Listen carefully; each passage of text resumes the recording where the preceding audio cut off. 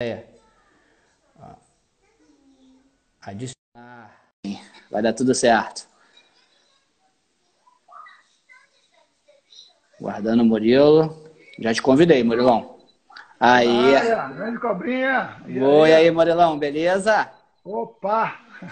Legal, começamos aqui, graças a Deus. Como é que tá essa terrinha aí? Estamos indo bem aqui, graças a Deus, né, cara? Esses tempos difíceis aqui, mas acho que aqui tá mais pro final agora, né? Graças a Deus, acho que aqui tá mais para começar a voltar ao normal as coisas, né?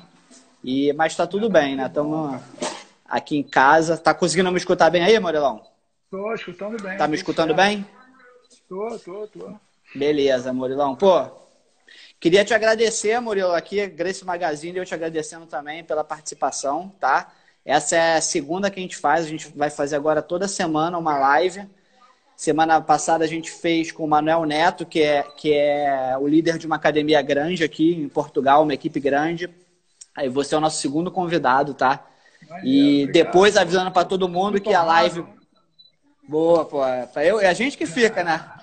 E avisando para todo mundo que a live depois permanece no Instagram por 24 horas e depois a gente também deixa no YouTube, tá? Para quem quiser rever, beleza?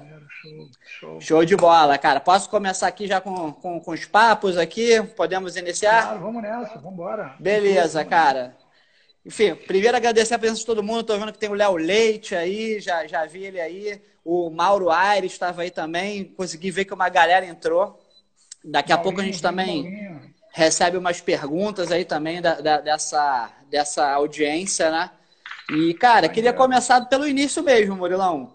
O que fez você começar a treinar jiu-jitsu? Acho que o papo vai ser muito sobre jiu-jitsu mesmo, né? Que é a pegada aqui na Gracie Magazine. Eu vou ter umas perguntas aqui de MMA também. Mas queria saber como é que foi o seu início. Da onde que você surgiu na academia de jiu-jitsu? O que fez você começar a treinar? Quais foram os motivos de você ter entrado e seguido nessa vida, né? Cara, comecei a treinar de garoto, né? Fui levado pelos meus irmãos, já treinavam mais velhos, eles já eram aluno do Carson, meu irmão já competia, meus irmãos mais velhos, e eu ia lá quando tinha uns 10 anos de idade, no tatame ficava brincando, coisa e tal.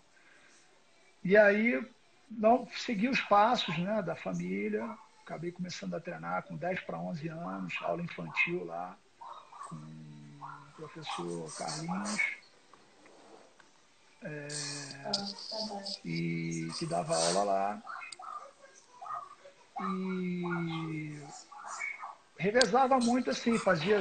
Na verdade, eu era surfista, né? Então eu ia. Aham. Ainda é, Quando né, não tinha Murilo? onda, ainda brinco, né? Mas. Aí eu ficava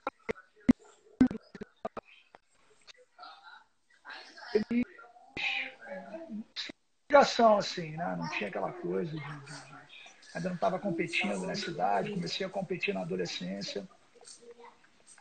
E quando eu me mudei para Urca, eu morava perto do Arpoador, né? Mais perto da praia. Quando eu mudei para Urca, ficou mais longe da praia. E aí eu comecei a treinar mais jiu-jitsu e quando eu comecei a competir no jiu-jitsu, a coisa realmente tomou uma proporção muito maior. Aí eu fiquei realmente aficionado com o esporte, comecei a me dedicar mais, a treinar mais, a competir direto, todos os campeonatos que tinham, entendeu? Às vezes eu estava até fora de forma, tinha campeonato, eu voltava para a academia, dava poucos treinos e ia competir. Fiquei Aham. realmente viciado em competição, né? Foi uma coisa que me atraiu muito e foi isso. Comecei moleque mesmo. Competi uns 14, 15 anos, assim. Murilão, uma curiosidade, acho que muita gente tem, eu particularmente tenho. Eu tive a sorte de frequentar a Academia Carson Gracie, apesar de ser da Brazilian Fight, mas eu tinha como o Marcelo Alonso dava aula lá, então eu ia lá, o Carson ainda era vivo, ele sempre estava lá, mas eu particularmente só tive o prazer de uma vez o Carson entrar no tatame e dar uma aula pra gente. Agora você não, você treinou direto com ele. Qual era o diferencial realmente dele como treinador, Murilo? por exemplo, ele era um cara, pensando aqui na minha cabeça, ele era um cara que realmente passava uma parte técnica, lógico que ele passava, mas ia muito a fundo nisso, ou ele era um cara muito mais de ver seus pontos bons, seus pontos fracos, de incentivador? Qual era a mescla dele ali que, enfim, todo mundo diz que ele foi um dos maiores treinadores que já existiu, né? Como é que era ele como treinador realmente ali no dia a dia? O Carson foi o melhor treinador que eu já tenho certo conhecimento. Não conheço todos os treinadores para falar, mas o Carson, assim, do que eu vi ele fazia com diversos né, alunos dele, até alguns medíocres, assim, medíocres não, mas limitados, que ele tornou campeão. Né? Então ele tinha uma visão do jogo do aluno muito grande. Ele, por exemplo, ele olhava para você treinando, e ele viu que ele poderia extrair de você de uma forma muito correta.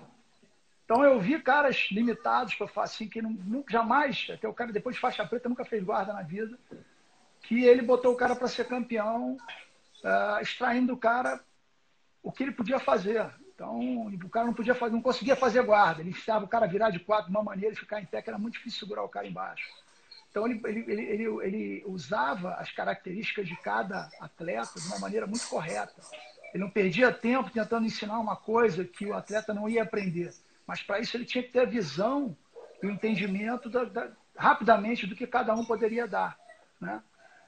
E o Carson, cara, eu tive muita aula com ele. Ele era um cara que ele tinha uma forma de ensinar muito particular. Ele olhava muito treino. Ele gostava muito de parar o treino e definir a posição naquele momento. Ele sentava para ver o treino e aí ele estava vendo todo mundo treinar. De repente ele parava teu treino. Aí falava para você, faz assim agora. Aí você mudava a posição que você estava fazendo, fazia o que ele queria. Agora volta, repete. Repete de novo, continua a treinar. Cara, você nunca mais esquecia aquela posição que ele te ensinou naquele momento exato que a posição estava acontecendo. Então era aquela coisa do momento certo. Entendeu? Aquela coisa entrava na sua mente de uma maneira que entrava, porque é muito difícil você pegar uma posição nova e botar no seu jogo. Entendeu? É muito difícil. Você aprende uma posição, você vai repetir a posição até você conseguir colocar lá no teu jogo, demora, né? Mas aquilo ali entrava muito mais rápido no teu jogo do que qualquer coisa.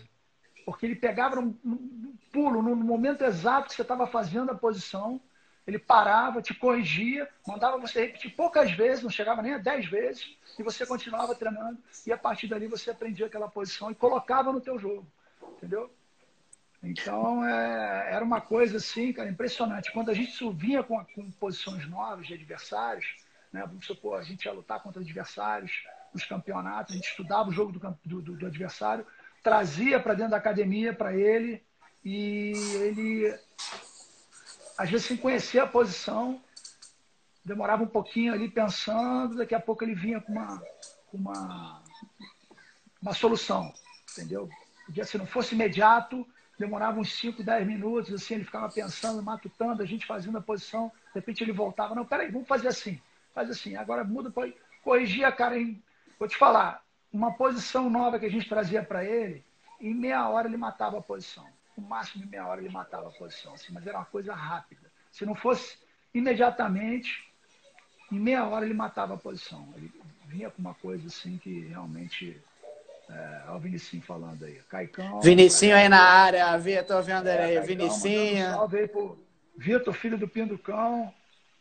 Léo Leite. Braga Neto, Casca Grossa. Braga Casca Neto, grossíssimo. botei pra lutar num evento aqui no Rio, hein, Braga Neto. Antes de tu ir pro UFC, hein, fera. No Dengue, Só fera. Dengue é o craque, não me lembro qual foi. Mas fala aí. Kaique aí. Kaique, não, legal.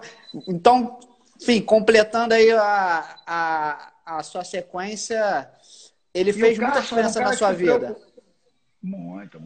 Continua.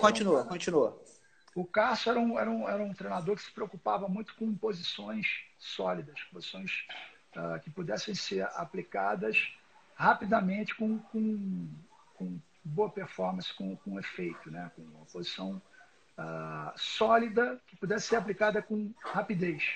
Né? E depois, quando eu comecei a lutar como profissional, eu entendi que o Carson isso veio provavelmente das lutas dele de Vale Tudo. Ele aplicar o Aham. jiu-jitsu dele em situações reais, né? Então, o jiu-jitsu, quando é aplicado em situações reais, você tem que aplicar um jiu-jitsu eficiente, um jiu-jitsu com rapidez, né? Não adianta você querer uma posição muito difícil de ser colocada em prática, né? Uma posição que exija tempo de se articular ela e você. Então tem que ser uma coisa muito rápida, muito prática. Ele trouxe isso para o jiu-jitsu de kimono esportivo, né? E depois, quando eu comecei a lutar como um profissional em sequência, eu entendi isso e comecei realmente a seguir os mesmos passos que o Carson ensinava a turma, né? Então eram posições bem sólidas, bem que poderiam a maioria ser usada de kimono e sem kimono, né? Ele gostava muito de kimura, gostava Aham. muito de estrangulamentos, assim, mata-leão, algumas gravatas que ele tinha, guilhotinas, né? Armlocks, assim, posições que você podia usar também sem kimono. Entendi. Voltando lá à minha pergunta, você acha que ele fez muita diferença na sua vida como um todo? Dos alunos, existem situações até hoje que às vezes algum perrengue de vida, que às vezes não tem nem a ver nada com jiu-jitsu, mas que você lembre ali da voz do Carson ali te gritando. Como é que ele te ajudou assim na vida como um todo, assim, que você vê, Murão? Acho que o Carson foi muito importante assim na minha adolescência, né? Contato com ele era um ídolo, né? O Carson era um cara que a gente se espelhava muito nele, a gente adorava o Carson, né? Idolatrava o Carson. Passei 25 anos na academia do Carson e o Carson era meu herói, sempre foi meu herói, sempre me espelhei muito nele, né? Foi o cara assim que eu me espelhava, né? Basicamente foi importante na formação, minha formação como lutador, né? Ele me deu a direção, depois eu andei com meus próprios pés, mas sempre seguindo ali a forma de pensar no jiu-jitsu como Carson, né? Carson em termos de eficiência, como de trabalhar dentro do jiu-jitsu, na forma técnica, era o melhor que eu conhecia, né? Na forma de gestão não era tão bom, não era um cara Aham. tão organizado, mas ninguém é bom em tudo, né? Mas ele era muito bom na parte tática, na parte técnica, nas partes estratégicas de luta, né? Na parte de você, de passar autoconfiança. O Carson sempre me passou muita confiança, não só para mim, para todos os alunos dele. Então, isso realmente foi muito importante, né? Ele passou muita confiança, essa confiança a gente leva para a vida toda. Legal. Mandar um abraço pro Thiago Asfora também aí, ó. Só campeão mundial entrando aí, ó. Thiago Asfora entrou aí também, que eu vi agora. Tiaguinho, Vinicinho que tava numa live ontem com o Parrupinha que pegou fogo essa live, eu fiquei assistindo que também. isso, hein? É. Live Várias, cara grande, hein? várias histórias, várias histórias. Murilão, Olha o ainda Caicão falando seguindo aqui, ó. Caicão Caicão falando das aqui, ó. antigas, o que O ele Cássio mandou ia aí? falar hoje, bichão, birimbau, essa posição é ridícula, não serve pra nada. Marcelinho Splinter, Sprinter, casca grossa, ó. fera braba. Ô, Murilão, seguindo nesse contexto ainda da Cartoon das Antigas, que acho que a galera tem muita curiosidade, como é que eram os treinos lá, cara? Quem eram os caras que desde o início foram mais seus parceiros, que o bicho pegava lá mesmo no rola? Deixa eu trocar aqui meu... Acabou a bateria do meu fone aqui, deixa eu botar outro. Beleza. Fala aí, repete aí. Suyan na área também, ó. Suyan, Splinter. Galera boa. Splinter a gente lutou na faixa azul. Lutei com o Splinter na faixa azul. O Splinter me raspou, safado, ganhou de mim ele aí, ó. Grande Thiaguinho Asfora, sangue muito bom. Muito. Irmão. O Thiago é meu irmãozaço. Vita, Sérgio Vita. Conseguiu botar aí, Muralão? Consegui lá. Beleza. Como é que eram os treinos lá? A galera mesmo que desde o início, quem te ajudou desde o início? Enfim, a gente lembra da sua geração muito do Zé Mário, do Amauri, do Valide, mas tinha a galera mais antiga também, que você também pegou lá, Peixotinho, essa galera toda, na Pinduca, enfim. Não, o Zé Mário não é da minha geração. O Zé Mário... É depois um pouco, né? O Zé Mário entrou, eu já era faixa preta. O Zé Mário, essa geração vem depois de mim. Uma geração... Na verdade, eu sou a geração mais antiga de todos. Comecei antes do De La Riva, de todo mundo, só que eu parava muito. Eu saía de vinda, ia surfar e parava de treinar. Só na adolescência mesmo, com meus 15 anos, que aí realmente eu não parei mais. E nessas idas e vindas, a galera foi me passando. O Della Riva começou a treinar mais. E quando eu voltei, o Della Riva já estava mais adiantado que eu, né? Então, mas aí quando eu comecei a treinar de verdade, com a adolescência, ali 15 anos de idade, eu meio que fui adotado pela galera mais casca grossa da academia. Treinava lá com o Caicão, o próprio Caicão. Caicão, o que Zé, tá aí irmão no chat. dele, Peixotinho, Rosado, Rosental, Pinduca, né? Então, essa galera mais velha ali, Marco Aurélio Russo, Robertinho, que é delegado hoje em dia, Marvin, e tantos outros que me adotaram, como eu treinava na aula dos adultos, eu era juvenil, treinava na aula dos adultos, e era um garotão forte, surfista, disposto, não tinha muita preocupação em ganhar ou perder, não tinha preocupação com ego de bater. Eu gostava muito de treinar. Então eu era o sparring perfeito para essa galera mais graduada, porque os caras me batiam a beça e eu queria mais. E aí o que aconteceu? Eu acabei virando cria dessa turma, dessa geração mais antiga. E aí comecei a sugar deles. Eu aprendia por osmose treinando e comecei a pedir para eles me ensinarem. Por exemplo, o Peixotinho, um dia eu treinei com o Peixotinho, peguei o Peixotinho, era o que melhor fazia armlock na guarda da academia. Peguei Peixotinho, hoje tu vai me ensinar armlock na guarda. Então era um faixa azul intimando um faixa marrom preta para te ensinar a posição. Só que, na verdade, eu era um faixa azul, mas cria. Então era tipo o sobrinho dele, eu era o sobrinho da galera, entendeu? Meus irmãos já treinavam lá, então todo mundo ali cria. Então eu tinha uma intimidade muito grande com o pessoal mais velho. E eu competia também, então representava, então tinha essa ligação. O treino era duro, o couro comia, eu era muito amassado, né? Mas era um treino muito saudável, porque não tinha essa coisa de machucar, não tinha maldade, né? Não tem maldade, não tinha maldade. E isso aí, os professores que saíram do Carson, né? Todos eles, eu acredito que levaram essa parte desse ambiente saudável com eles, né?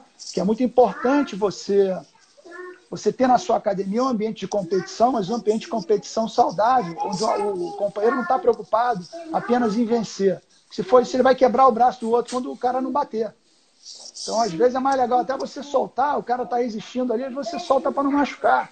Porque você não quer a lesão do seu companheiro. Então, não tinha uma maldade, não tinha um sentimento ruim. Era ao contrário, era um sentimento muito positivo, um empurrando o outro para cima, né?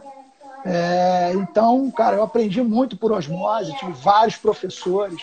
Mário Cupertino me deu aula, Peixotinho, Pinducão, né? E tantos outros lá dentro que me ensinaram das gerações mais velhas do que eu, né? Anteriores à minha. Boa, Murilão. O Vinicinho falou aqui que morria de medo do Marvin. Falou que temia o Marvin. O Marvin era cara feia.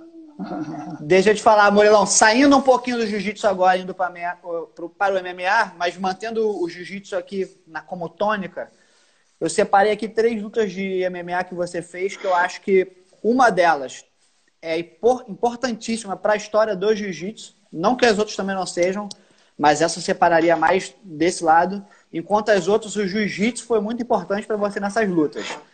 Primeira delas, 91, vale tudo contra a luta livre, né? Que você lutou com o... Como é que é o nome mesmo? Marcelo Mendes, Marcelo Mendes. Não estava vendo o sobrenome aqui na cabeça. E, cara, eu acho que naquela época talvez vocês nem tenham pensado nisso, isso não tenha passado pela cabeça, mas acabou que aquela vitória sobre a luta livre gerou um primeiro boom do jiu-jitsu no Brasil. Eu lembro que na semana seguinte eu tinha 20 amigos meus que começaram a treinar jiu-jitsu depois daquela luta, daquelas lutas, né? Que passaram na Rede Globo. Então, acho que ali foi girou uma chave ali, meu irmão, que o jiu-jitsu no Brasil foi a outro patamar, entendeu? Talvez tão importante quanto o Royce ter ganhado aqueles UFC nos Estados Unidos, já no nível mundial também, mas talvez não chegasse aquilo se não tivesse aquela luta no Brasil, que o jiu-jitsu se tornou uma febre, todo mundo lembra disso.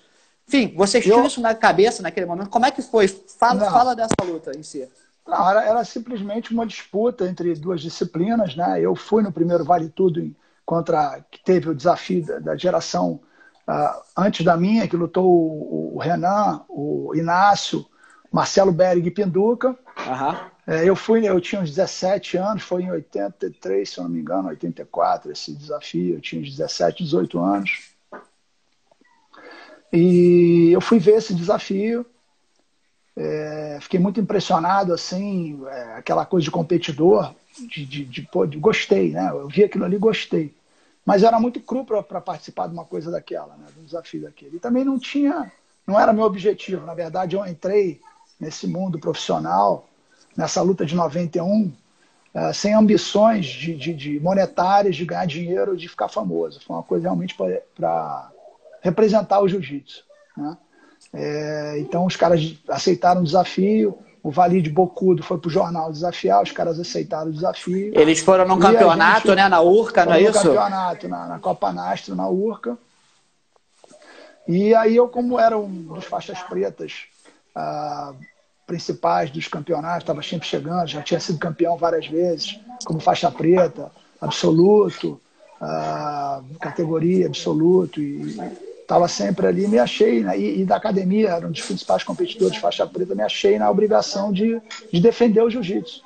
E me coloquei à disposição e acabei sendo escolhido para o time, né? E acabei lutando, junto com o Valide, com o Fábio Gurgel e o Marcelo Bering, machucou, que lutaria com o Hugo. E o Amauri, que também estava nessa, também teve hepatite, acabou não lutando. Tiveram 3 lutas só. Mas, cara, a luta estava para acontecer dentro de uma academia, não se conseguia arrumar um local, né? Não tinha organização do evento, não existia evento. E acabou que o Carlinhos Docilar pegou, fez um evento. E aquela coisa. Foi o Carlinhos Docilar que organizou o evento? Carlinhos Docilar, dono da Sweet Home. Exatamente. Depois ele montou uma casa noturna, Sweet Home. Isso. Todos lembramos.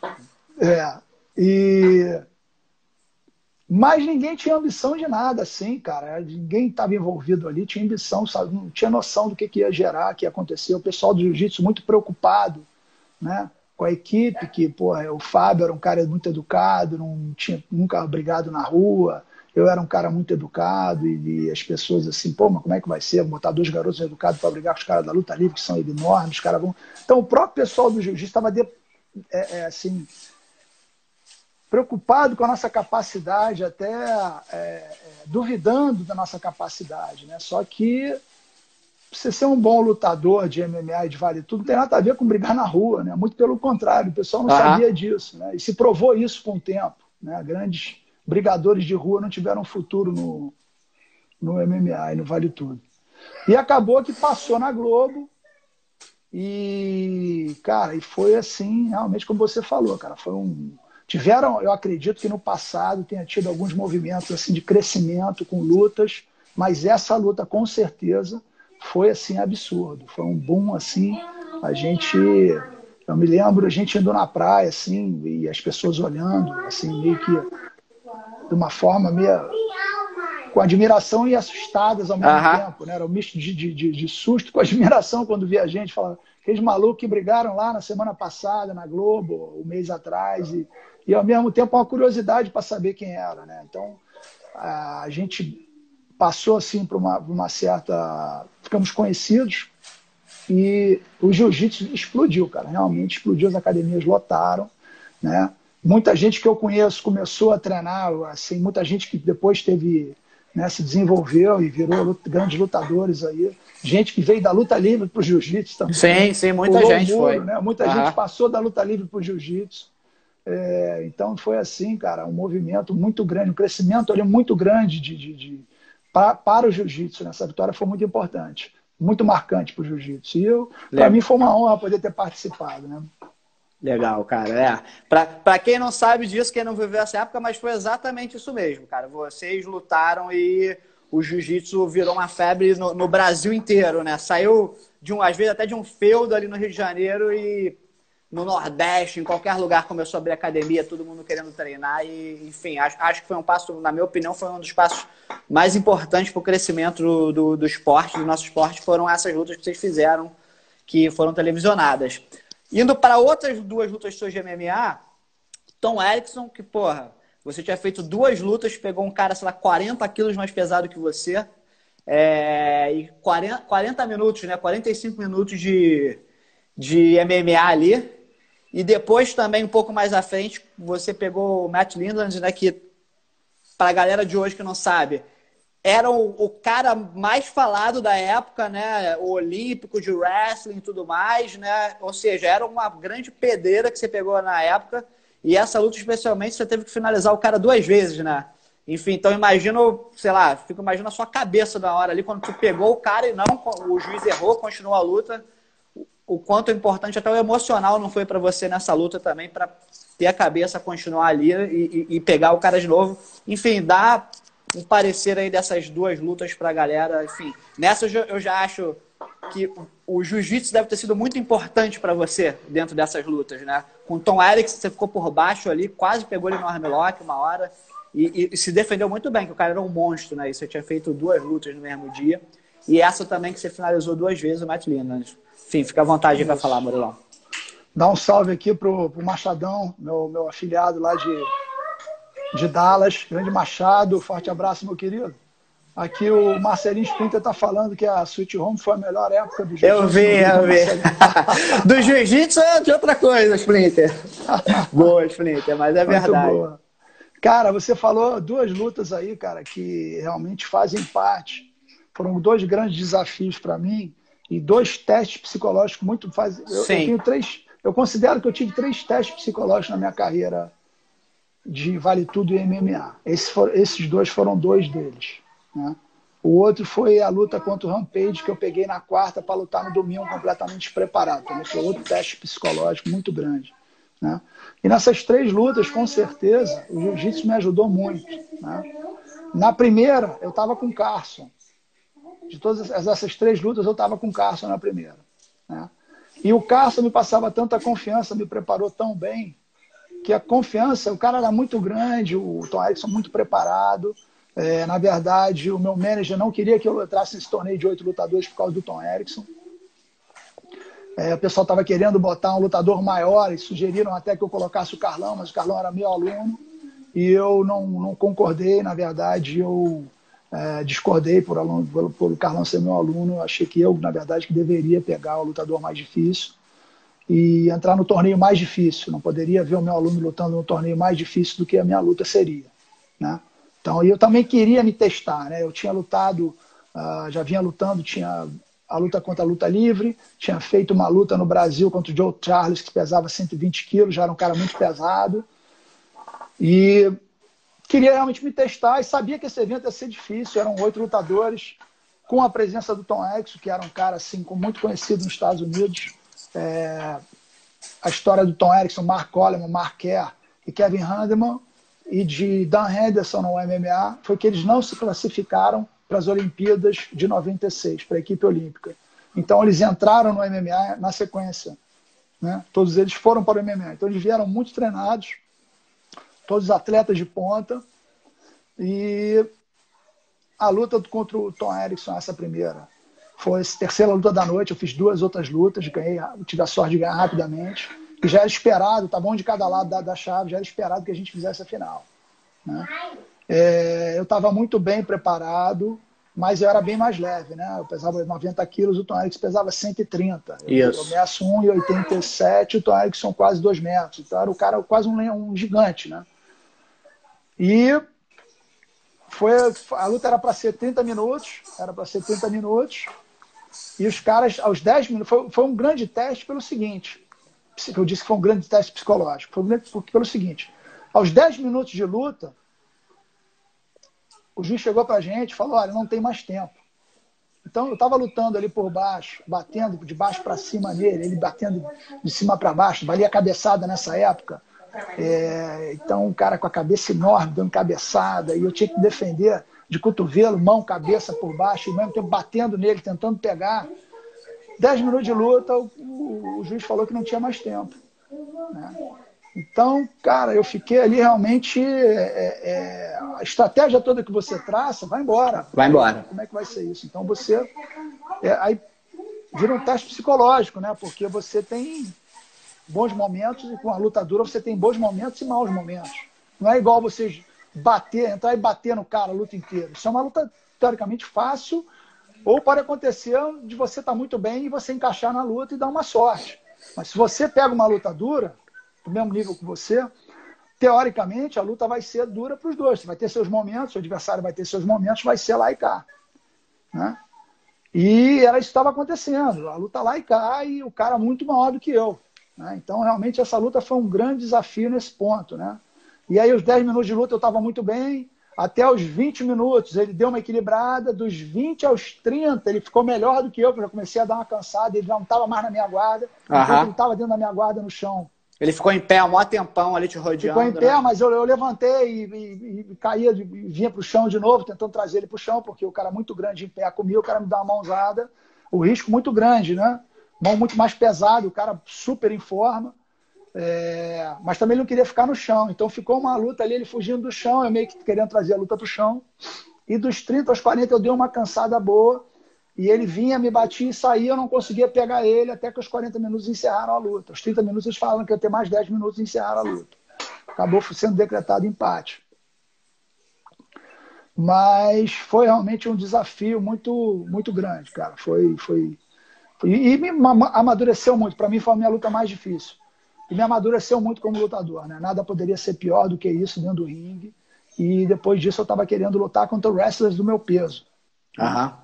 E aí, em 97, o Nelsinho Monteiro, através do Sheik Tarnum, com o patrocínio do Sheik Tarnum, criou um evento que muita gente não conhece, que chamava Pentagon Combate, que era para ser um grande evento que só teve uma edição. Né? Tinha o patrocínio do Sheik Tarnum, poderia ter se tornado até um novo UFC. Foi feito no Rio, só que teve uma briga entre torcidas que acabou com o evento. Nunca mais o evento foi feito. O Nelson ia fazer vários eventos desses, mas infelizmente teve uma confusão, até com o pessoal da luta livre, jiu-jitsu, colocaram a luta do Renzo com o Eugênio, que acabou gerando trazendo aquela rivalidade de volta, e aí acabou tendo um conflito entre torcidas e não se fez mais evento. Mas nesse evento, por sorte, né, eu quase fui à luta principal do evento, só que eu demorei para responder para o Nelsinho. Ele me fez uma proposta, eu fui falar com o Carson, e quando eu voltei, ele já tinha fechado a luta principal do Renzo com o Eugênio, e se eu fosse a luta principal, a luta do Renzo com o Eugênio fosse antes da minha, eu não teria lutado. Então, por sorte, eu acabei não sendo a luta principal. Entendeu? Eu acabei lutando com o Jair Bolanda, que era o melhor peso médio da época do UFC, e venci. E num evento que eu fui posteriormente a essa luta de 97, eu encontrei o Art Davis, que era um promotor do UFC na época, e ele estava querendo me levar para o UFC, tinha falado comigo, estava pensando em fazer uma luta minha com o Frank Shamrock ou com o Kevin Jackson, que era um medalhista de ouro olímpico também, que estava lutando no UFC. E aí acabou que o evento foi vendido, e aí essa luta não aconteceu e atrasou toda a minha ida para o UFC, que eu só fui em 2000. Né? Aí fui contratado para lutar no UFC do Japão, UFC 25. E aí, bom, lutei com Yoji Anjo, o 25, Dave Menier, o 35, depois que foi vendido para a Azul, meu contrato acabou no Japão, longa história, fui parar na Azul. A Azul me fez uma proposta para lutar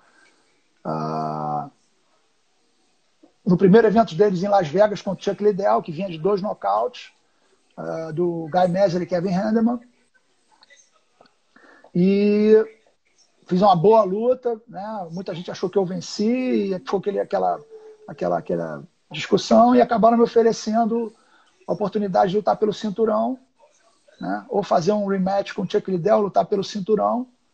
Eu optei direto pelo cinturão, porque se eu lutasse com o Chuck Liddell, que seria uma outra luta dura, se eu vencesse ainda teria que lutar com o Tito Ortiz. Então eu acabei optando pelo cinturão, que era a forma mais rápida de eu conseguir o cinturão. Né? E depois eu pretendia voltar para o meio pesado, que é coisa que acabou não acontecendo. E aí acabei tendo a sorte, vencido, Dave Menier, e fui lutar com o Matt Linda, que era a menina dos olhos do UFC na época. Isso aí. Medalha de prata olímpico, medalha de prata mundial de greco-romana. Atleta olímpico, era um cara que tinha já uma mídia muito boa por ser atleta olímpico, era tudo que o UFC queria para que fosse campeão. Né? Essa é a realidade. E o invicto também, né? Um cara invicto. Ele era invicto. E acabou que foi uma luta também, que foi um teste psicológico muito grande para mim. Foi um erro do Big John McCarthy, interrompeu a luta ali. Quando eu tinha pego o braço do Matt Linda. E aí a luta voltou em pé e quando ele mandou recomeçar a luta, foi pô, eu quase Que foi passou na embora, tua né? Porque, cabeça ali, Murilo, quando a luta não cara, terminou? uma frustração muito grande, porque a luta tem uma história, né? Eu tive uma infecção na banca, eu já falei a beça que me atrapalhou o treinamento, eu estava querendo renovar meu contrato, que era a última luta do contrato, e acabou que o UFC não quis renovar meu contrato, e pô, eu não sabia como é que ia ser minha performance, eu estava muito inseguro, porque eu tinha tido um problema no meu camp, que eu não tinha treinado direito por causa da minha mão, e cheguei na luta assim, sem saber o que ia acontecer, né? E acabou com um cara duríssimo, e acabou que a luta terminou em menos de 2 minutos, 2 minutos e meio eu tinha pego o cara. Então, esse tipo de coisa que pode acontecer no MMA, né? Tudo se encaixa Aham. no trilho e uma luta que vai ser duríssima acaba sendo fácil.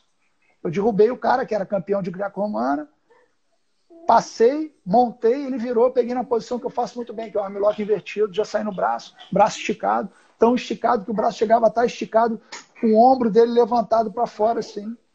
Quer dizer, tava pego, 100% pego. Não tinha chance de sair. E o Big John mandou eu parar de apertar. Eu parei, larguei, eu levantei e ele mandou eu retornar para o corner.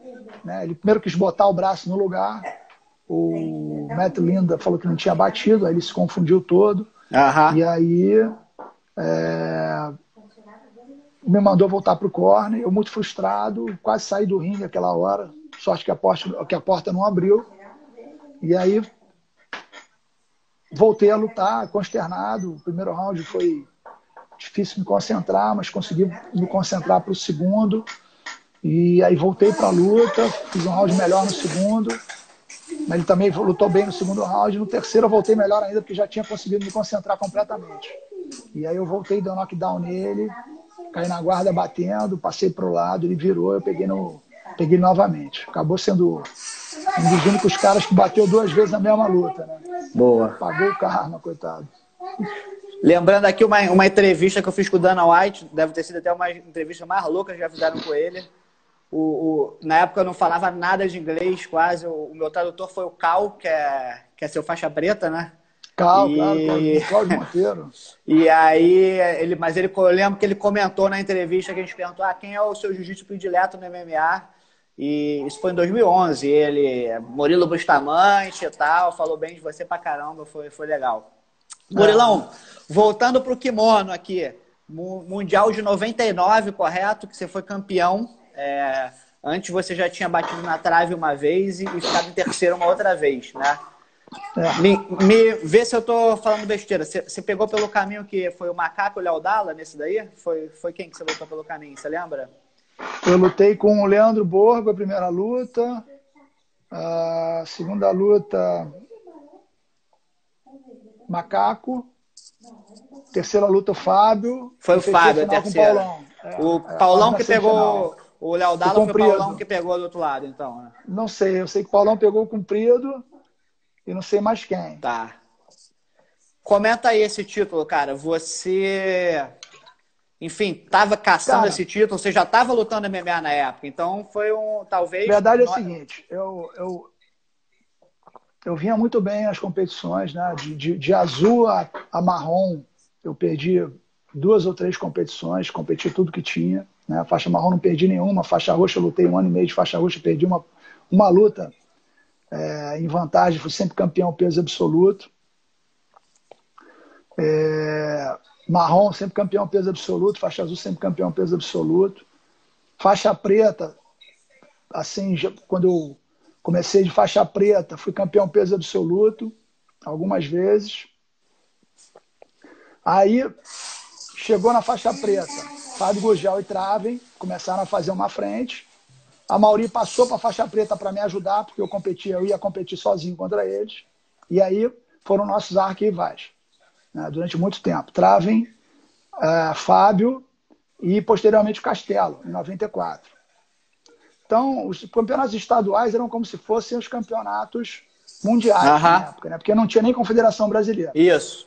Em 93, o Robson, através da Federação Carioca de Jiu-Jitsu, fez o primeiro brasileiro. 93. Que eu e a Mauri fechamos peso absoluto. 94 foi o primeiro ano da Confederação Brasileira. eu ganhei o peso e fechei o absoluto com o Amaury novamente.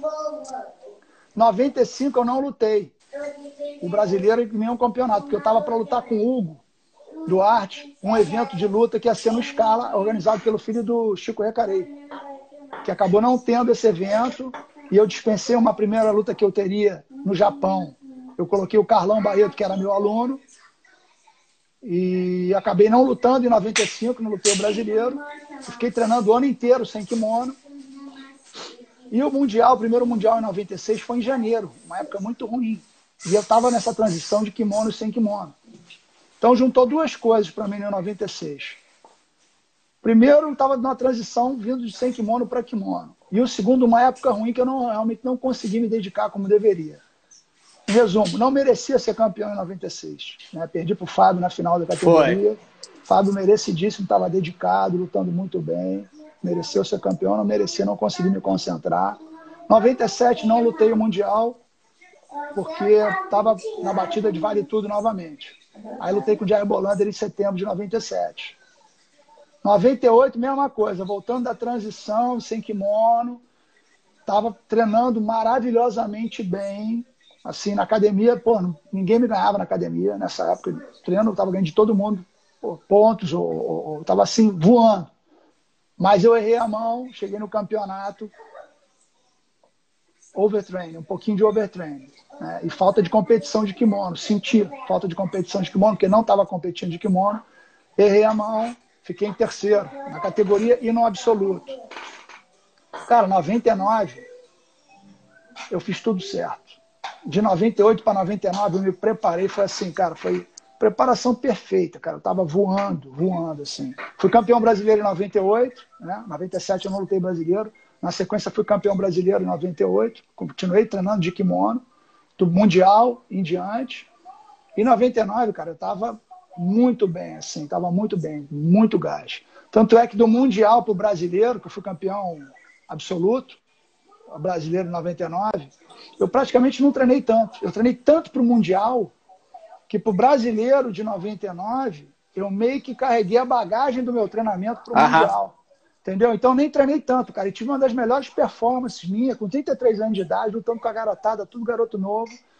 Foi no Mundial, no brasileiro de 99, lutando absoluto, cara. Tava muito bem, assim, solto. E lutei com o Comprido, venci o Comprido no absoluto do brasileiro, que tinha sido campeão mundial absoluto. Tinha perdido a minha categoria e tinha ganho o absoluto, eu ganhei do Comprido no absoluto. Cara duríssimo.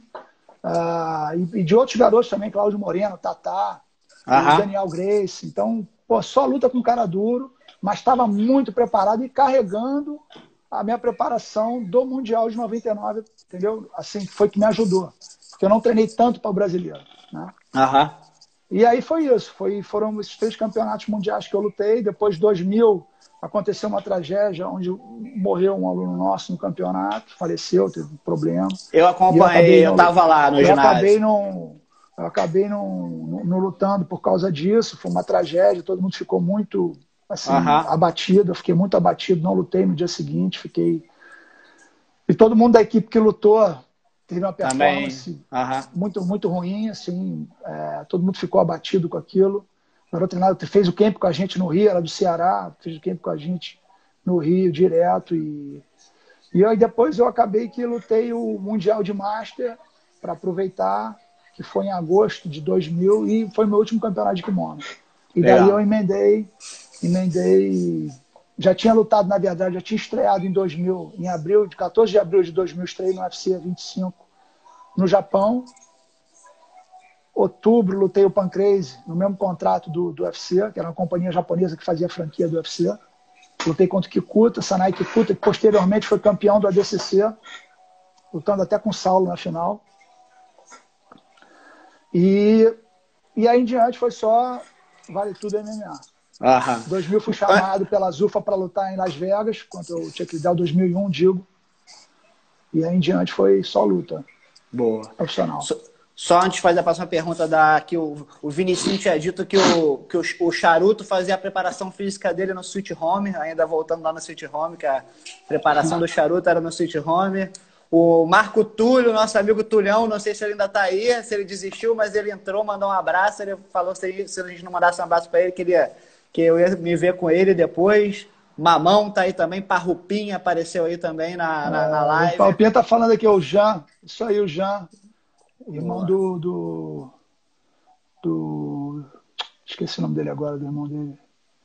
Lá da galera do Ceará, aluno do Marco Aurélio. Isso aí, Vinicinho. Boa.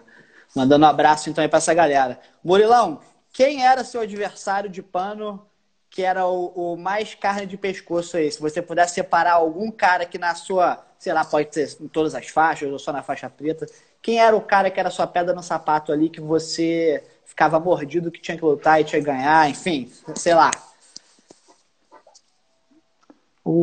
Mandar um abraço aqui pro Pedro Damasceno, Matraca. O Marcelinho fez uma pergunta aqui boa depois para responder. Tá. Quer responder do Marcelinho primeiro? É mais difícil mentalmente entrar no queijo para uma luta ou surfar a pipeline 10 pés? Marcelinho, Isso, eu vi é o essa, seguinte, vou ser sincero com você, eu não caio em pipeline. Pipeline eu nem vou. Pipeline é tão perigoso que eu não vou. Pipeline 10 pés, então tá louco. É só profissional, meu irmão. Meu nível eu vou para Sunset, que é uma onda mais assim, é pesada, muito pesada.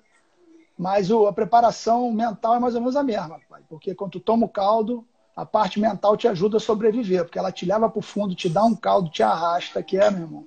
É assim como se você estivesse embaixo tomando porrada numa luta de vale tudo.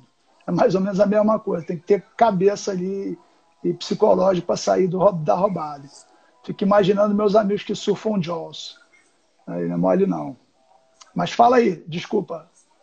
Carne de pescoço. Quem foi o cara que... Cara, eu tive vários adversários desde a faixa azul. Eu lutei 10 vezes. Meu adversário que eu lutei mais vezes foi o Luiz Fabriani, que era um cara aluno do Rickson. Eu lutei desde a faixa azul, um cara duro, muito duro. Lutei faixa azul, roxa, marrom, ele me acompanhou até a faixa preta, mas na faixa preta ele meio que parou de lutar. Cheguei a lutar com ele no Mundial de 96, mas ele já estava meio parado, não tinha mais a mesma performance. Mas foi o cara que eu lutei mais vezes, assim, ganhando praticamente... Lutei 10 vezes, perdi uma por pontos, ganhei todas as outras. Mas cara muito duro. Foi campeão, entendeu? O Luizão foi campeão. Assim, algumas vezes. Algumas que eu não tava também. Mas lutou com caras duros e venceu. Outro que eu lutei também muito foi o Fredinho Bomba, que era aluno do Oswaldo Alves, depois foi aluno do Rickson. Lutei umas 3 ou 4 vezes com ele, que era um cara muito duro. E depois, a geração seguinte que chegou, né? Aí veio o Traven, Fábio Gurgel, que era a geração depois da minha, que me encontrou. Jean-Jacques, que já era mais ou menos a mesma geração da minha que eu lutei, era muito duro também, lutei com ele uma vez só. Lutei com Roger Grace 3 vezes, irmão do Jean-Jacques, ganhei as 3 vezes, muito duro também. E lutei com o Fábio 4 vezes, Fábio Gurgel também muito duro, ganhei 2, perdi 2. Com Traven, eu lutei umas 4 ou 5, mais ou menos isso, ganhei 2, perdi 2, assim, uma coisa assim. Não me lembro direito do placar. E o Castelo, que é um dos mais duros de todos também, mesmo nível do Fábio do Trave, eu lutei uma vez só e venci. Foi uma das lutas minhas de kimono, assim, do Brasileiro de 94, que foi, cara, foi um lutaço, assim, foi uma das minhas melhores lutas. Assim, o Castelo tinha sido campeão, vencido na faixa marrom em 93, o Libório, que na faixa marrom era pior treinar com o Libório na faixa marrom do que com qualquer faixa preta da academia. O Libório na faixa marrom, acho que o Libório na faixa marrom era pior de treinar do que quando ele era faixa preta. Porque era, bicho, irmão, era duríssimo assim. E o Castelo venceu ele em 93 e veio assim super motivado e super duro para lutar na faixa preta. Eu entrei na categoria super pesado para lutar com ele, né? Porque eu era peso pesado, lutei na categoria de cima, uma ou duas de cima para lutar com ele. E fizemos um lutaço, que eu dei sorte, acabei vencendo. E fechei o peso absoluto com a Mauri novamente.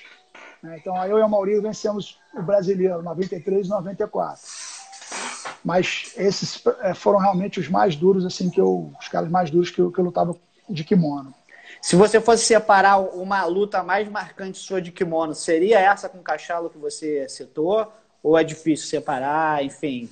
Eu acho que essa do Castelo, cara, porque o Castelo estava muito bem também, entendeu? Foi assim, os dois super preparados. O Castelo é mais pesado e mais forte que eu.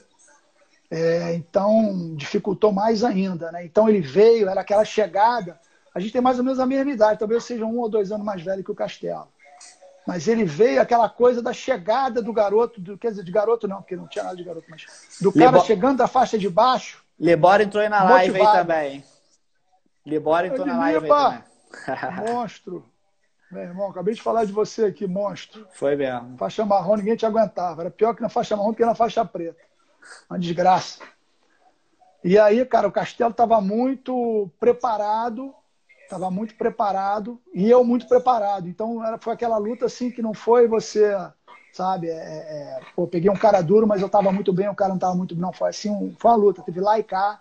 O Castelo lutou muito bem, eu lutei muito bem, e eu, por sorte, acabei sendo vitorioso. Beleza. Cara, Parrupinha tá falando aqui também, o Tatá no Brasileiro, né, Parrupinha? Tatá no Brasileiro também não foi mole, não. Murilão, como é que você tá de tempo aí? Eu tenho medo que daqui a pouco pode cortar. O Instagram talvez corte que tá perto de dar 1 hora aí de live. Mas aí qualquer coisa eu posso religar e te chamar. Sim, tem algumas poucas perguntas ainda que eu queria te fazer, mas não sei se também é Tá bom. Tá tranquilo para você aí? Tranquilo, beleza. Tô de boa. Então, se por acaso cair, eu vou ligar de novo, aí a gente reinicia, tá bom? O César aqui, o Lima fez uma pergunta aqui, posso responder? Pode. O treinar com o Clóvis lá no Carson, como era? Rapaz, o Clóvis era uma ave de rapina, o bicho era bom demais. Bom demais. A gente veio junto nas várias faixas, e tava um armlock assim, fantástico na guarda, perigosíssimo. Só que eu era mais pesado, então eu tinha uma certa vantagem. Assim, eu treinava muito com o Clóvis e muito com o Della Riva, né? Então eram treinos duríssimos assim, mas eu, como sendo um pouquinho grande Caju, rei do patins, Caju. E... Marco Túlio entrou aí de novo aí, ó. Marco Túlio, na época do Libório, esqueceram de mim. Não, ninguém esqueceu do Libório aqui, não, nem de você, rapaz. O Clóvis era o terror, bicho. Tinha uma chave de braço. Ele fez uma luta com o Clóvis muito marcante no Maracanãzinho, que ele deu 2 armlocks vindo em pé, um em cada braço do... O Caju, para com isso. Deu um armlock no Clóvis, um em cada braço, cara. Foi um lutaço. O Clóvis lutava muito, cara. Um monstro. Um monstro. Mas treinava muito junto, cara. Duríssimo. Duríssimo. Mas vamos lá, Murilão, vamos em frente. Eu vi umas fotos suas no ginásio da Pirâmide, lá em algum mundial desse recente, não lembro qual foi. Você continua acompanhando as lutas? O que você tem achado do nível de competição hoje em dia? Cara, eu tenho acompanhado muito. Tenho ido sempre no Campeonato Mundial. Todo ano eu vou no Campeonato Mundial. No Campeonato Mundial eu não perco, né? Todo ano eu vou assistir. Cara, o nível da competição é altíssimo, as lutas são, assim, um ritmo, algumas num ritmo, assim, fulminante, né? Os garotos muito preparados, a preparação física, as lutas muito rápidas, conexões de posições muito bem feitas, muito rápidas.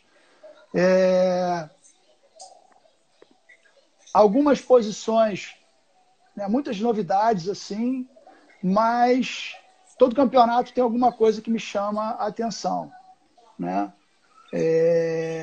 Um dos campeonatos que eu fui no passado foi a lapela, né? O pessoal fazendo muita lapela. O retrasado ou passado eu vi muito guarda-laço, muita gente fazendo guarda-laço, né?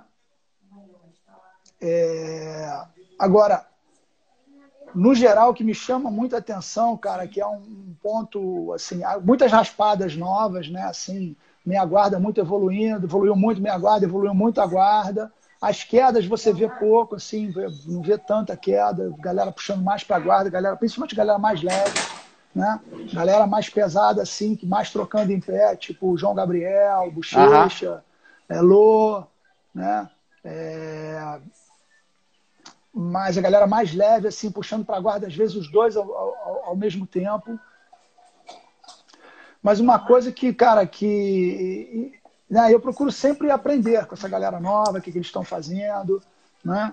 Estou sempre procurando colocar no meu jogo as posições, aprender as posições que eles estão fazendo, muita coisa boa, algumas coisas que eu acho que não faz sentido para mim, e nem no geral. 50-50 eu sou um crítico tremendo. Eu acho que deveria liberar a chave de calcanhar com a 50-50. A única posição que poderia dar chave de calcanhar seria a 50-50. Acabava com essa lenga-lenga, porque fica a luta amarrada ali o tempo todo, não desfaz a posição, ninguém vai a lugar nenhum, ninguém finaliza ninguém, né? Mas uma crítica que eu faço a essa nova geração que está competindo hoje em dia e que eu acho que deveria ser um alerta até para os organizadores e punir com mais veemência, é o extremo uso dos anabolizantes, né? A geração está fazendo uso excessivo de anabolizantes, carreiras estão sendo construídas, isso que não é que não tivesse na minha época, não, né? Tinha realmente esse problema, tem no esporte em geral, todo esporte tem doping, esportes olímpicos tem doping, ciclismo tem doping, atletismo tem doping, futebol tem doping, todo esporte tem doping. Mas como eu sou um lutador, eu falo da minha comunidade, né? Eu acho que eu tenho que fazer essa crítica. Eu acho que carreiras são construídas em cima do doping, é uma trapaça, e eu acho que as punições são muito brandas, né? Eu acho que o cara fica suspenso um ano, no ano seguinte ele está competindo novamente. Nesse período de um ano, o cara ganha dinheiro, vai dar seminário, fica famoso, né? Ganha alguns eventos profissionais que ele é convidado, e enquanto que o cara que faz tudo certinho, que é um cara que cumpre as regras, etc., está aí esquecido, né? Então eu acho que, para mim, na minha opinião, só vai resolver quando o dia que pegar com doping, banir do esporte, né? Eu acho que tem que ser banido para sempre, essa é a minha opinião. Pegou no doping, meu amigo, ó, prova contra prova, um abraço, vai fazer outro esporte. A partir daí eu acho que realmente vai melhorar. Mas enquanto for as federações, confederações e federações internacionais tiverem uma atitude branda quanto a isso, realmente não vai resolver, né? E aí você vê nitidamente, né, às vezes garotos, faixas azuis, que já começam desde então, faixa azul, faixa roxa, faixa marrom, porque o cara já começa a acreditar que se ele não tomar nada, ele não vai chegar, né? E aí, cara, vira um ciclo vicioso que não acaba, né? É uma pena. Isso aí é a crítica que eu faço, eu me vejo na obrigação de fazer. Cara, lutei minha vida inteira limpo, nunca tomei nada, entendeu, cara? Tenho o mesmo corpo, tenho o mesmo peso que eu tinha, eu tenho o mesmo peso há 25 anos, minha cara é a mesma há 25 anos. Um pouco mais velha, um pouco mais cabelo branco, um pouco mais ruga, um pouco mais de ruga, mas, cara, eu sou obrigado a fazer essa crítica, porque se ninguém falar nada, eu não vejo ninguém falando nada sobre isso, e é uma coisa normal, né? Isso não é normal, né? Não é normal. O anabolizante, doping, não é trapaça, né? Então eu me vejo aqui no direito e na obrigação realmente de ser uma voz crítica nesse sentido, né? Certíssimo, Murilo. Beleza. Vou passar para a próxima aqui, lembrando para a galera que se cair a live, a gente recomeça. Eu convido o Murilo de novo aqui, mas já, também não falta mais muito não, tá? Enfim, pelo que você falou então, hoje em dia tem muito essa guerra old school, new school, enfim, eu acho isso uma besteira. Minha opinião é igual à sua, tem coisas novas que são muito interessantes. Eu vejo os campeonatos hoje em dia, o bicho pega forte também, então, enfim... Lógico, tem uma outra coisa aqui que a gente não pode achar legal, mas eu acho que de uma forma geral o jiu-jitsu competitivo evoluiu bem.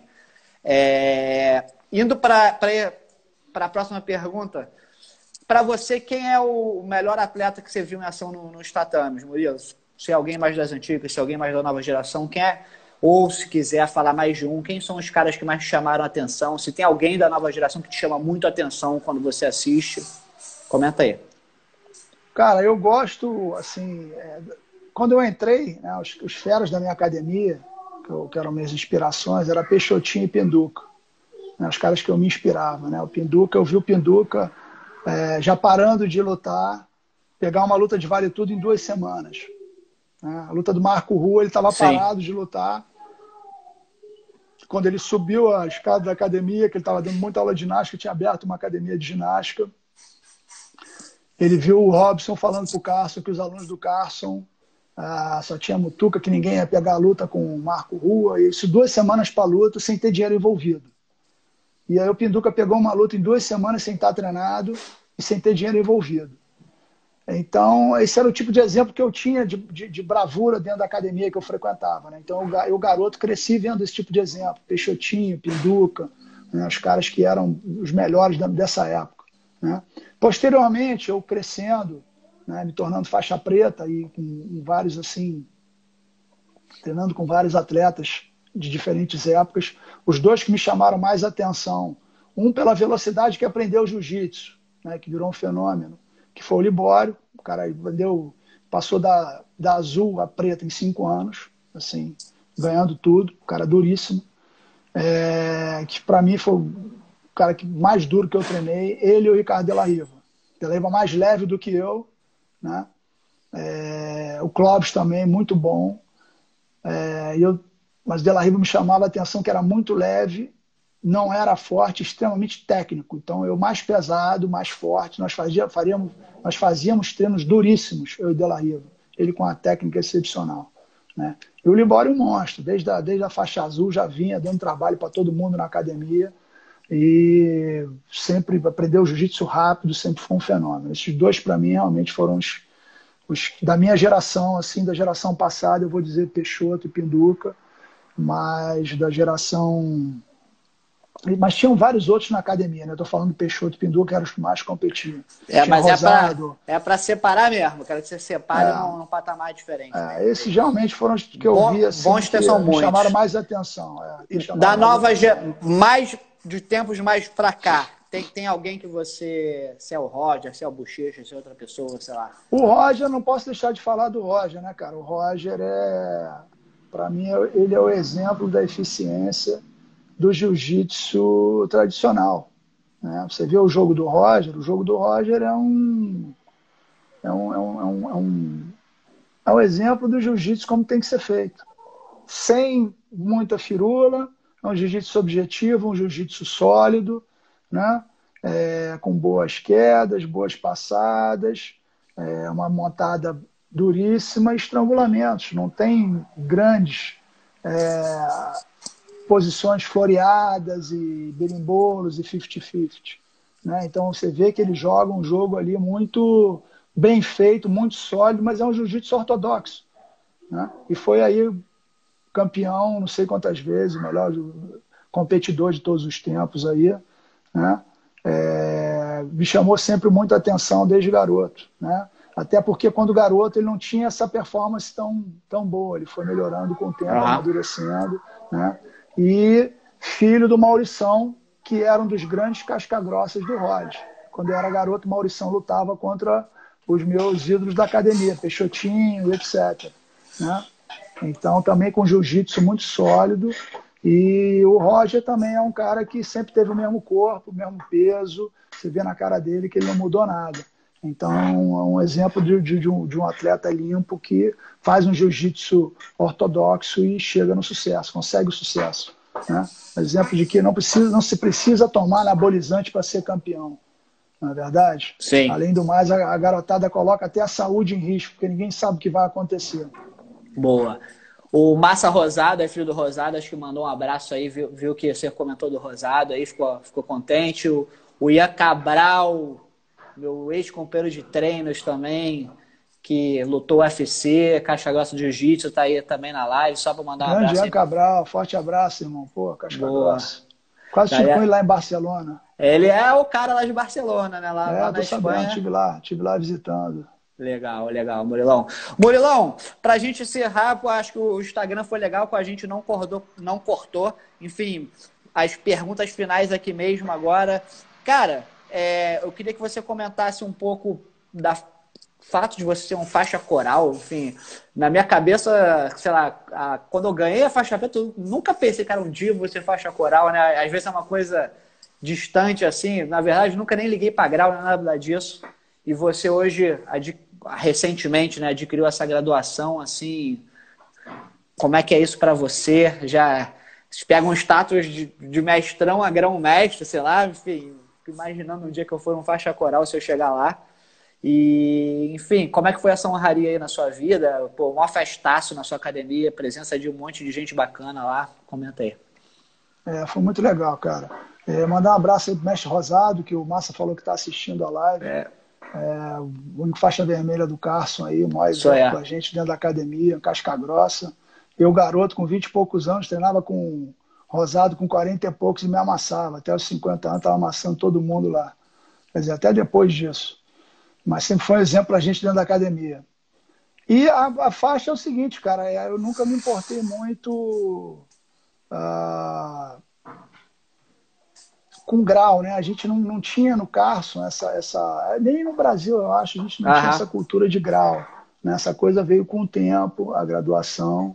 A gente começou realmente a usar, todo mundo a usar essa parte, que eu acho até legal, porque você difere. Não concordo muito, para te falar a verdade, com os critérios de graduação, mas eu sigo porque é o que se tem. Né? Eu acho que deveria ser por meritocracia. Eu vejo faixas pretas hoje que deveriam ser faixa coral e vejo faixas corais aí, pessoal que está de faixa coral que não deveria ser, né? Que não tem meritocracia, não tem méritos para ser. Mas é o que temos e eu sigo. Né? Bom, o que eu posso dizer, cara, que foi uma longa jornada, né, de aprendizado, né, fiquei muito feliz de chegar à faixa coral pela jornada que eu tive. Né? Eu acho que premiação por tudo que eu consegui realizar dentro da minha carreira. Né? Eu sempre fui um cara que defendia o jiu-jitsu, sempre entrei defendendo o jiu-jitsu. Todos os desafios que eu fiz de Vale Tudo MMA, sempre fiz questão de representar o jiu-jitsu, entrar caracterizado como lutador de jiu-jitsu. Só não lutava de kimono porque ia dar muita chance ao azar. Não dá para você lutar de kimono com um lutador de alto nível. É muita desvantagem, não faz sentido. Né? Então eu entrava de kimono para caracterizar de onde eu vinha, as minhas raízes, mas eu lutava sem o kimono, de sunga ou de short, e ia para a briga, né? Para usar realmente o jiu-jitsu. Então, foi uma longa jornada de aprendizado, continua sendo, né? A gente aprende no dia a dia. Acho que o mais importante é a gente saber que a gente nunca é demais o aprendizado, né? A gente tem que manter o pé no chão e a humildade, tanto sendo campeão ou não, né? Porque quando o cara tira o pé do chão, é realmente a queda que vai preceder, é o sinal que vai preceder a grande queda, né? Então acho que a gente manter o pé no chão, procurar aprender sempre, né? Tá com a mente aberta para aprender, o que eu sempre procurei aprender, sempre fui aficionado por artes marciais, sendo que o jiu-jitsu sempre foi minha religião. Então foi realmente um prêmio pela minha carreira, fiquei muito emocionado no sentido de poder reunir os meus mestres, meus alunos, afiliados que vieram do mundo inteiro para estar presente nesse dia. Então foi uma festa, a festa foi muito bacana. Né? A faixa é bacana, sim, é muito legal poder usar uma faixa coral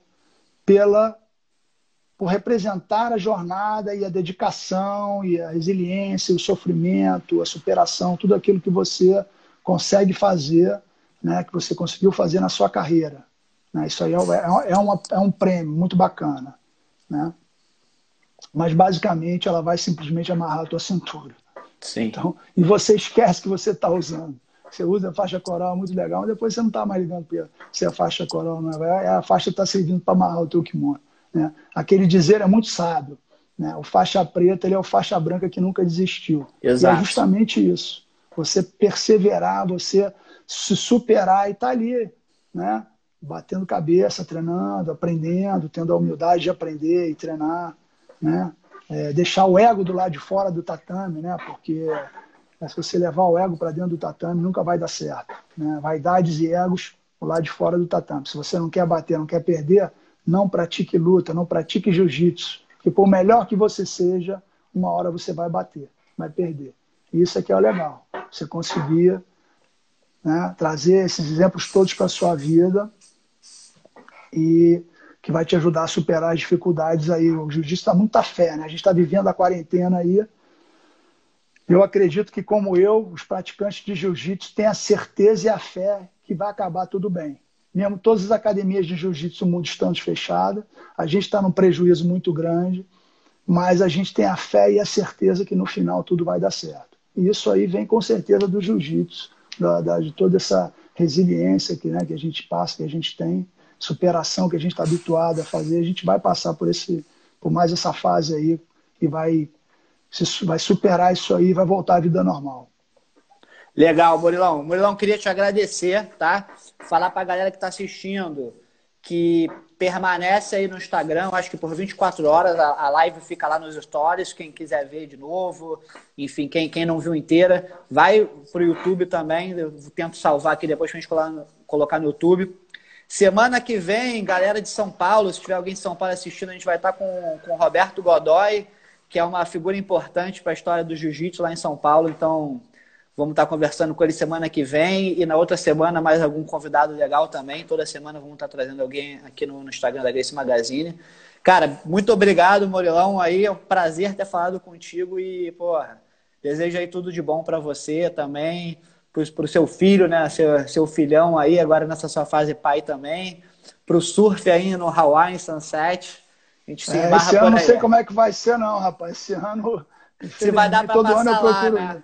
Não sei se vai dar, não. Vamos ver. Boa. E agradecer a audiência aí também, todo mundo. Eu vi que entrou o Fernando Paulão também, que é Fernando seu é meu aluno. afiliado, meu aluno, meu afiliado lá da Áustria. Grande Fernando, um abraço, querido. Porra, entrou muito a galera, todo mundo que participou aí, cara. Entrou muita gente legal hoje aí. Um abraço pro Ian Cabral aí, pro Valeu. Jorge Brito lá do Canadá, a galera toda aí que participou, tá? Obrigado aí pela audiência, valeu, Marcelinho, Parrupinha, Vinicinho, galera. Só casca grossa, isso aí. Thiago Asfora ali, dando um abraço. Thiaguinho, só baixinho, né? Rosadão, mestre Rosado. Marcelo do Lope, nosso editor aí da Gracie Magazine também. Boa. Boa. Fernando lá de Nova Zelândia. Reinaldo da BTT Angra também. É isso, grande massa. Valeu, galera. É isso aí. Valeu, Murilão. Cobrinha. Muito obrigado, irmão. Querido. Fica com Deus. Os. Show. Os.